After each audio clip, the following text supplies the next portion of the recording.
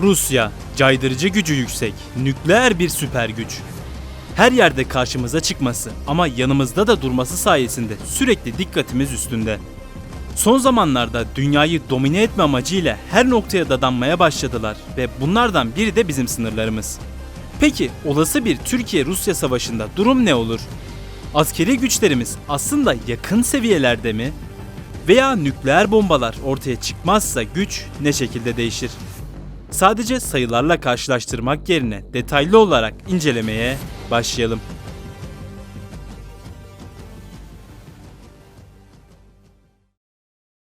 Öncelikle olası bir durumda iki ülke arasında Gürcistan olsa bile hava, kara ve deniz olarak bütün kuvvetler dahil olabilir. Tabi Rusya'nın bizi kuşatabileceği yegane yer deniz olduğundan kilit roldeki donanma güçlerini karşılaştırarak başlayalım. Şimdi gemiler üzerinden güçlerini dahil ederek donanmamızla eşitlemelerini yapacağım. Eğer 2'ye 1 şeklinde denkleştirmeler yaparsam bir sebebi vardır. Sebeplerini Türkiye vs Yunanistan videosundan izleyebilirsiniz. İlk olarak Rusya geniş bir coğrafyaya sahip olduğundan ve Amerika'ya dalaştığından donanması son derece kuvvetli. Her şeyden yüksek sayıda yapmışlar ve aralarında gerçekten iyi olanlar var. Bakalım durum nasıl? İlk olarak şunu söyleyerek girelim. Ruslar silahlandırmanın tadını kaçırmayı gerçekten sever. Her gemilerini maksimum silahla donatmışlar. Tabi bu çok iyi oldukları anlamına gelmez. Çünkü aşırı silah olması başka sorunları da beraberinde getirir. Bunları da düşünerek eşitlemelerimizi yapalım. Başlangıç olarak geçmiş zamanın babaları kruvazörlerle girelim. Rusya'da ikisi rezerve olmak üzere 7 kruvazör var. Yani ikisi pasif ama savaş durumunda aktifleşecek. Bunlardan 4 tanesi Kirov sınıfı. 1970 sonlarında yapılan bu gemiler pek aradıklarını bulamasalar da modern zamanla birlikte yenilendiler. Ortalama olarak öne çıkan 20 gemi savara, 200 hava savunma füzesine ve 6 yakın hava savunma topuna sahip tek başlarına yıkıcı bir güçteler. Ancak hem yaşlı olmaları hem de boyutlarının 250 metrelerde olmasından dolayı modern zamanda kendilerini korumakta zorlanırlar. Yine de hak ettikleri değeri verelim ve bizdeki 8 Gabya ile eşitleyelim. Sırada 3 adet Slava sınıfı. Yine istediğini bulamayan bu sistem o kadar istenmedi ki 10 tanesinden 7'sinin yapımı iptal edildi. 1970 sonlarında yapılmaya başlanan bu gemiler sadece vurmak üzerine kurulu. Bunu farklı dış yapısından görebilirsiniz. Türk-Rus uçak krizinde ön safta yer aldılar. 16 gemi savarı ve 100 kadar hava savunma füzesi olsa da geride kaldığını ve pek iş yapamayacağını söyleyebiliriz. Zaten envanterlerinden çıkartacaklar. Ancak yine de 3 taneyi bizdeki 3 Yavuz sınıfı ile eşitleyebiliriz. Geldik ana devasa güçlere, destruyerler. Rusya'nın elinde biri rezerve olmak üzere 13 adet destrüyer var. Evet, fazla sayıda ancak üzülmeyin. Çünkü kruvazörlere nazaran silah yükleri çok daha az seviyelerde. Bakarsak ilki Udaloy sınıfı. Ellerinde 8 adet bulunan bu gemiler yine 80'li yılların teknolojisi. Hepsine modern yükseltme paketleri uygulanmak istense de sadece birine yapılabildi. O yüzden yine hurdaya doğru gittiklerini söyleyebiliriz.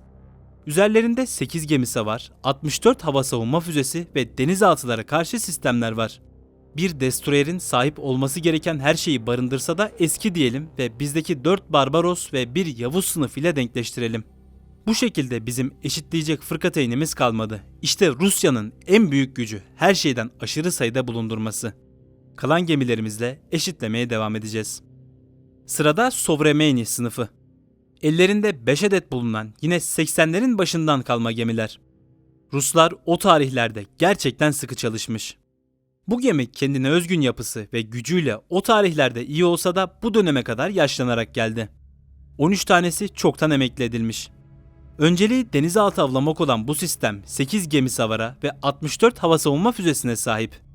Tabi yine bunlarda çok fazla yenilenmemiş 8 gemi savarı eski. 5 eski destroyeri bizdeki modern 4 Milgem'le eşitleyebiliriz. Milgemler daha yepyeni olduklarından ve hava savunma füzesi de taşıdıklarından eşitlemeyi bu şekilde yapabiliriz. Savaş anında iç sistemler de son derece önemli.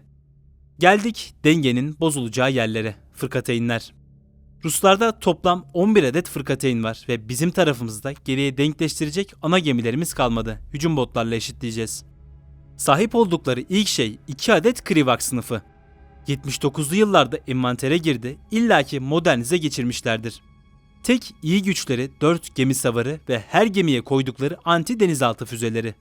Bizim için pek sıkıntı çıkaracak durumda değiller, o yüzden hava savunması olmasa bile bizdeki 2 kılıç sınıfı ile eşitleyebiliriz. Sırada 2 adet Neostra Simi sınıfı.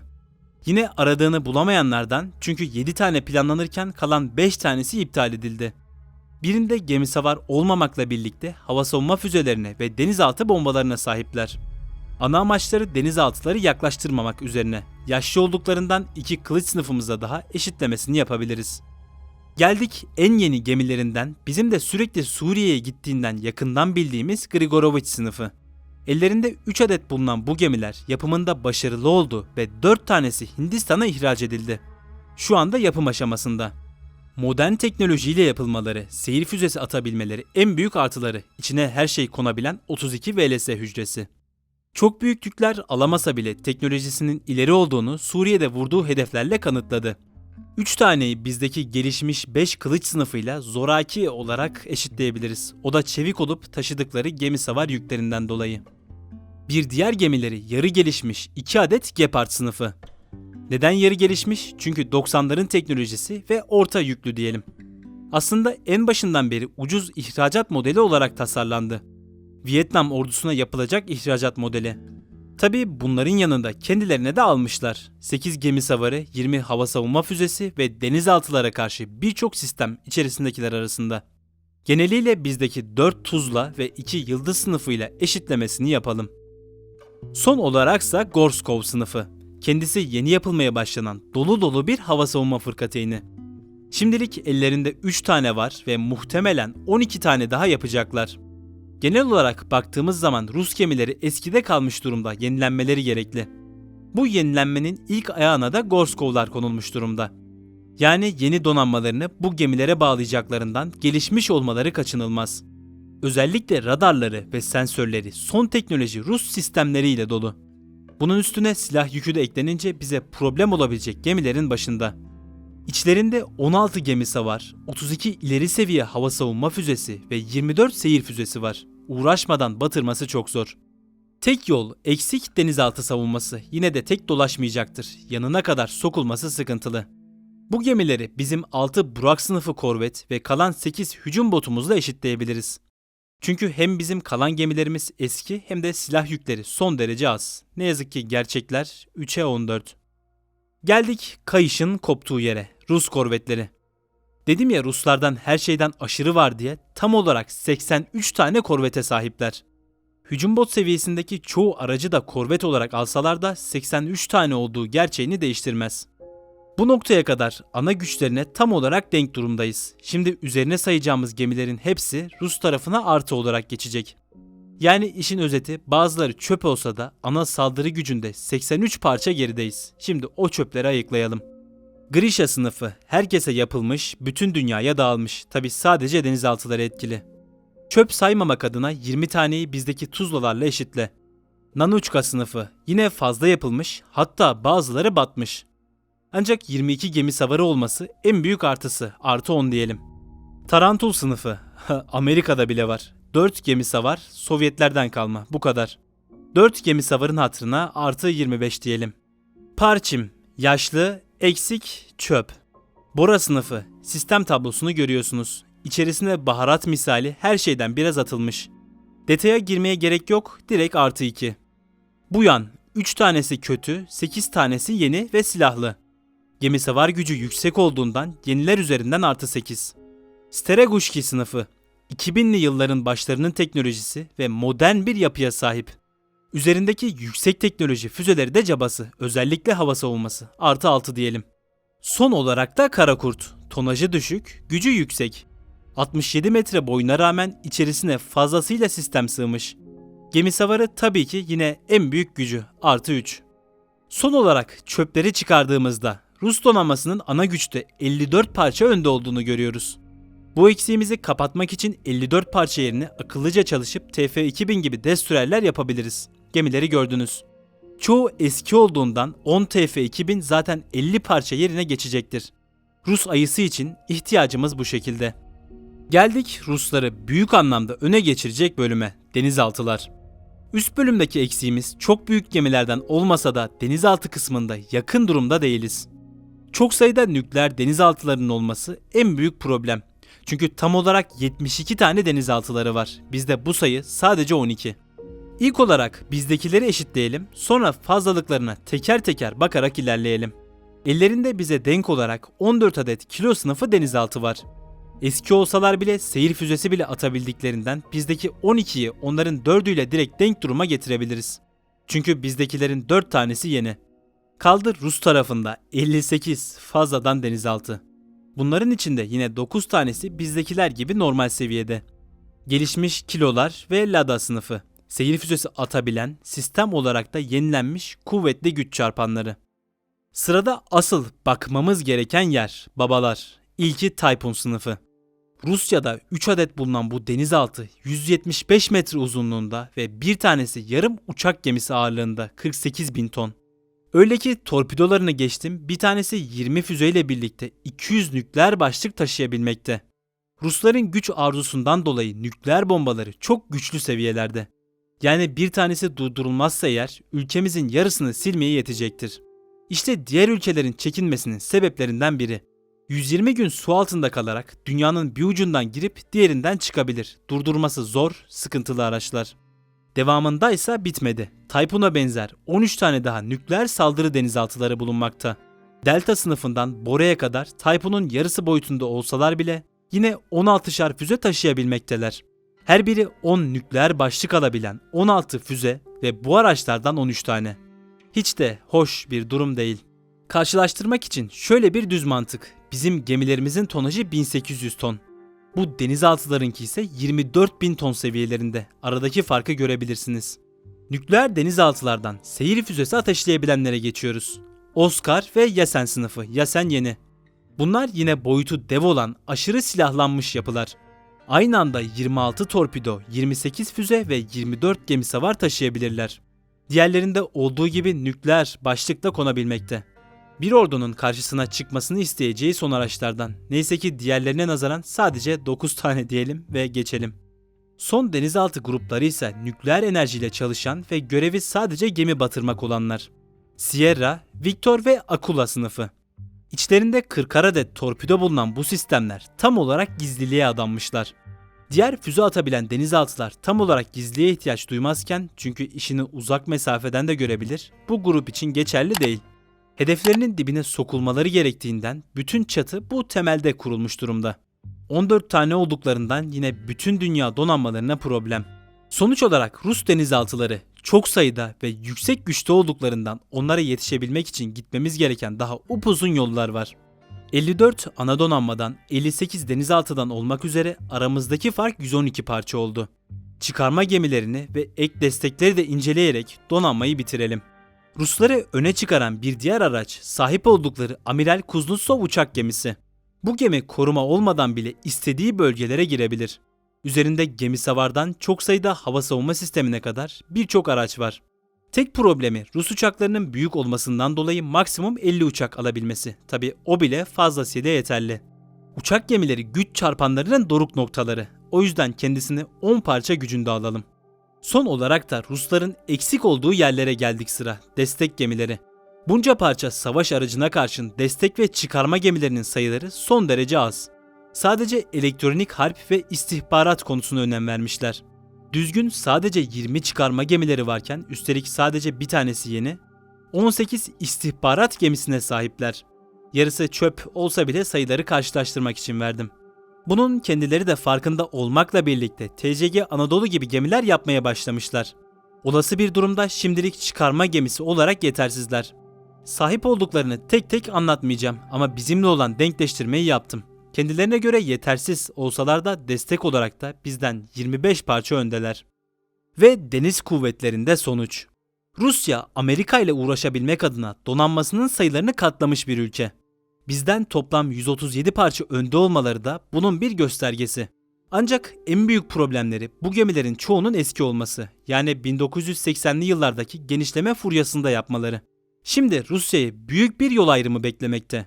Ya o eskiyen bütün araçlarının yerine yenisini koyacaklar ki pek mümkün değil, ya da toplam güçlerinin %30'unu 10 yıl içinde emekli etmek zorunda kalacaklar. Şimdi bile o ekstra 137 parçanın yarısını muhtemelen savaşa sokamazlar. Evet, belki bizim gemilerimiz de eski, ancak 5 geminin yerini doldurmak başka, 30 geminin yerini doldurmak başka. Rusya'nın sabit durabilmesi zorken bizim işimiz daha kolay. Yine de denizde toplam güç olarak daha Rusya'nın yakınlarında değiliz.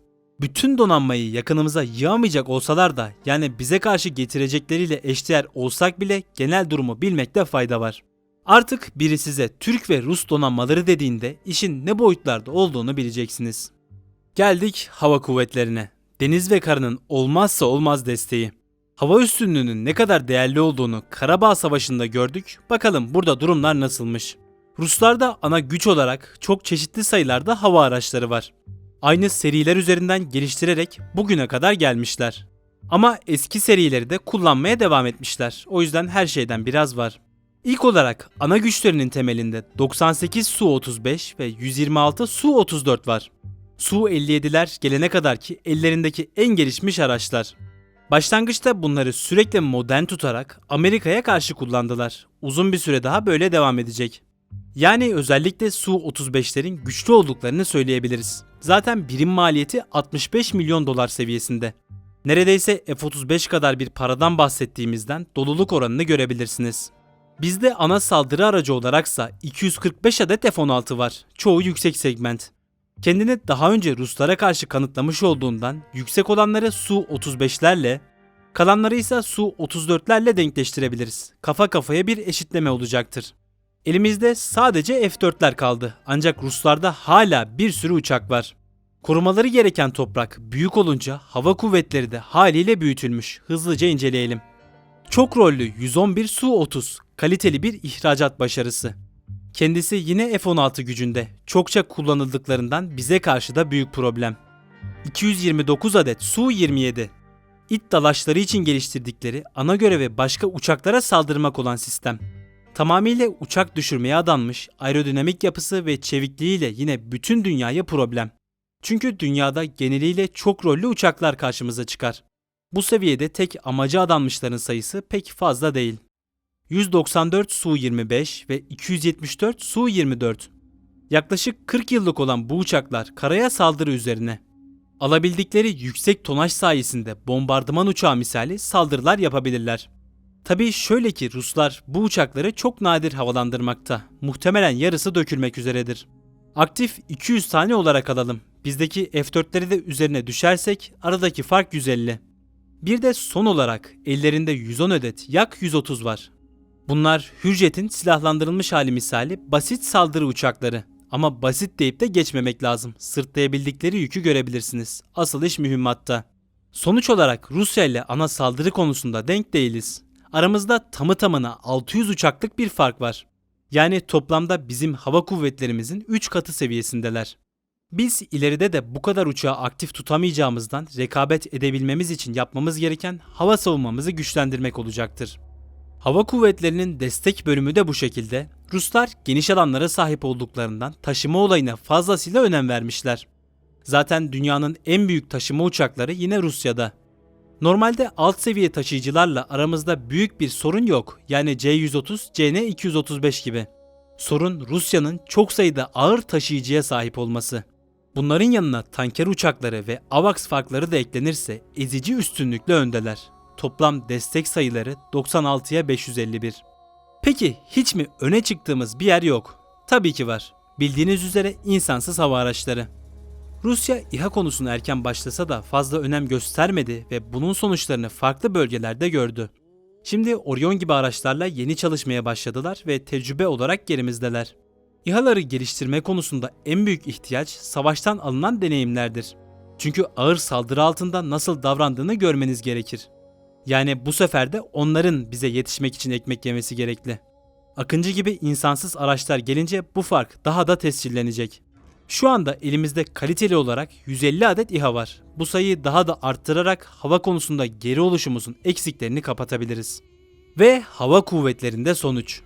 Rusya toprak bütünlüğünü sağlamak ve rekabet edebilmek için çok sayıda uçağa sahip.